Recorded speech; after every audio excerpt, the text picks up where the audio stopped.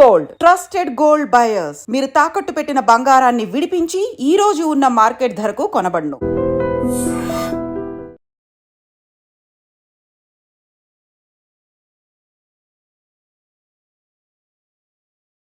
సిద్దిపేటలో ఒక కుటుంబం అదృశ్యం తీవ్ర కలకలం రేపుతోంది. అప్పుల బాధలు తాళలేక, వడ్డీలు కట్టలేక, ఆ బాధలన్నీ కూడా భరించలేకనే ఇల్లు విడిచి వెళ్ళిపోయారు అన్నట్టు తెలుస్తోంది. ఒకే కుటుంబంలో భార్య భర్తలు బాలకిషన్, వరలక్ష్మితో పాటు 3 పిల్లలు శ్రవణ్ కుమార్, కావ్య, శిరీష మొత్తం 5 కూడా కుటుంబం మొత్తం కూడా కనిపించకుండా పోవటం ఇప్పుడు సంచలనంగా మారుతోంది.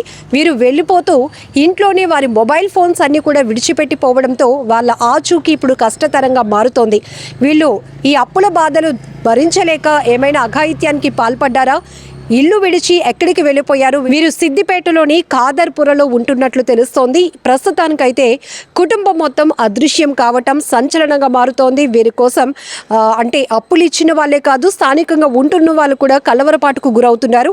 మొత్తానికి కుటుంబంలో మొత్తం 5 కనిపించకుండా పోయారు. వీరు ఎక్కడికి వెళ్ళారు, వీరిని ఎలా ట్రేస్ అవుట్ చేస్తారు అనేది కూడా ఒక పెద్ద ఛాలెంజ్గా మారుతోంది. పూర్తి డీటెయిల్స్లోనికి వెళ్దాం. సిద్దిపేటలోని ఖాదర్పుర వీధిలో ఉండే కుటుంబ పెద్ద వీరబత్తిని బాలకిషన్ స్థానికంగా పలు వ్యాపారాలు చేసేవాడు. ఈయనకు భార్య, 2 కూతుళ్ళు, 1 కొడుకు ఉన్నారు. అయితే శనివారం ఉదయం నుంచి వీరి ఇంటికి తాళం వేసింది. ఎవరికి వారు ఫోన్ చేసినా రింగ్ అవుతుంది కానీ లిఫ్ట్ చేయటం లేదు. దీంతో ఆదివారం అనుమానించిన బంధువులు పోలీసులకు చెప్పారు.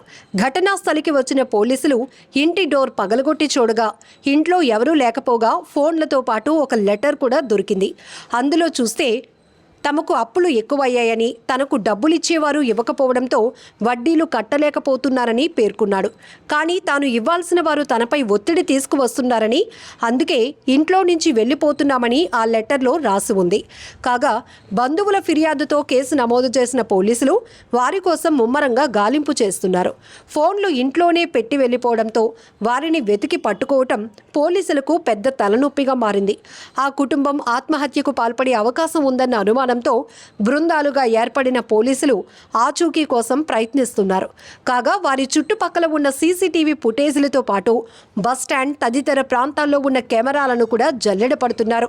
ఆర్థిక సమస్యలను ఎలాగైనా అధిగమించవచ్చు, కానీ ఆత్మహత్యల వంటివి పరిష్కారాలు కావని పోలీసులు అంటున్నారు. బాలకిషన్ కుటుంబ సభ్యులందరూ క్షేమంగా తిరిగి రావాలని స్థానికులు, బంధువులు కోరుతున్నారు.